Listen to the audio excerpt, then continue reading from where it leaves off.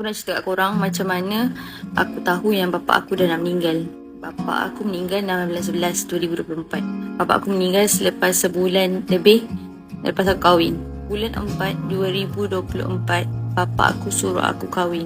Bapa aku tak pernah borak pasal kahwin dengan aku. Dia kalau boleh tak nak bagi aku kahwin. Dia tak nak lepas anak-anak dia kalau boleh. Tapi bulan 4 tu dia tanya aku, kau ada orang kenal dengan kau kan? Kau kahwin. Dia kata kat aku macam tu lah.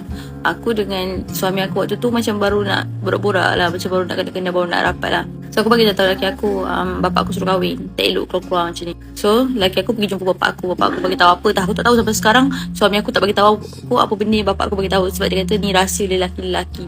Lepas tu kan bulan 4 dia jumpa laki aku kan. Bulan 6 kita orang tunang. Lepas kita orang tunang tu berbincang-bincang, aku dengan laki aku decide nak kahwin tahun depannya.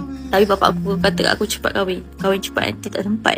Dia macam rushing tau weh. Sebelum bapa aku meninggal ni, dia macam rushing, dia suruh aku siap kahwin. Sebab ayat dia selalu macam ni, kakak kahwin, alik lepas. Kakak kahwin, alik dah boleh relax. Kakak kahwin, alik dah tak payah fikir. Dia kata macam tu banyak kali tau. Aku ingat dia cakap kat aku je. Rupanya dia cakap dekat adik-adik dia, kat adik-adik aku.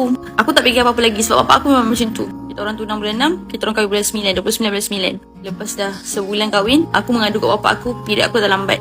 Tapi aku tak rasa aku pregnant. Yang ramai orang kata tu hanyalah hormon lepas kahwin. Sebab tu period lambat. Tapi bapak aku bagi tahu aku pregnant. Aku cakap kat bapak aku jangan mengarut lah kan. Sebab rasa sakit perut ni rasa macam segugut. Bapak aku kata kau pregnant, aku dah mimpi dah pregnant anak lelaki. Bapak aku cakap macam tu. Aku lagi terkejut sebab dia siap bagi tahu gender lagi kan. Aku tak percaya. Lepas 2 minggu dia bagi tahu aku tu, dia meninggal. 3 hari sebelum dia meninggal, dia tanya aku nanti anak nak letak nama apa. Aku cakap lah aku nak letak nama Muhammad. Okey lah tu, bagus lah tu. Itu je conversation last aku dengan bapak aku. Lepas 3 hari dia meninggal. Dah tanam apa semua. Betul-betul 2 hari ke 3 hari selepas dia meninggal tu, aku check UPT, aku pregnant. Di sana semua orang cakap itu hanyalah hormon lepas kahwin. Bapak aku seorang cakap aku pregnant, and benda tu betul. Lepas tu dia kata tadi aku akan dapat anak lelaki kan. So, aku betul-betul tepat 20 minggu aku pergi check, yes, aku dapat anak lelaki. And 2 minggu sebelum bapak aku meninggal, ada berborak dengan bapak aku lah. Aku ada borak dengan bapak aku ni macam berborak dengan orang lalu tau. Dia berborak putus. Dia borak waktu dia macam tertidur. Lepas tu kan tiba-tiba dia akan tanya aku, kita dah sampai rumah ha?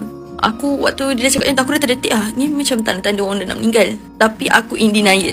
Dan aku figure out semua ni betul-betul lepas dia meninggal. Baru aku ingat balik tanda-tanda. 3 bulan sebelum bapak aku meninggal, aku ada beritahu bapak aku mimpi gigi aku patah. Gigi depan aku 4 depan ni patah. Lepas tu bapak aku cakap, oh Walid kot.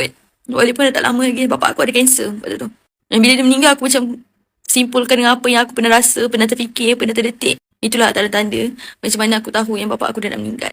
Aku paling terkilat adalah dia orang pertama yang tahu aku pregnant, tapi dia orang yang takkan pernah dapat tengok anak aku. Sedih. Dah tu je.